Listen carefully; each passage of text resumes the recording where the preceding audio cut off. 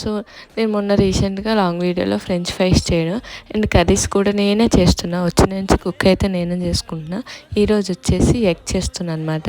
And ఈ విషయం చెప్పండి, మీలో ఎంతమంది ఇంట్లో 5 మెంబర్స్ ఉంటే 4 గుడ్లతోనే అట్లా చేస్తారు ఆమ్లెట్ అది వేయడం.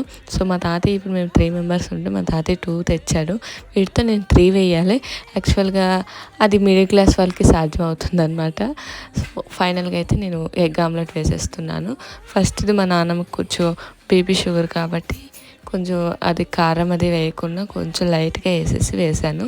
అండ్ దాని తర్వాత మాకు ఎంత కారం చేసుకున్నాను. ఇంకో విషయం ఏంటంటే మా వాళ్ళకి కుక్కర్లో రైస్ నచ్చదు అనమాట. సో అందుకే తప్పలలో వండుతున్నా. 2 ఎగ్స్తో నేను మొత్తం 4 ఆమ్లెట్లు వేసాను అనమాట.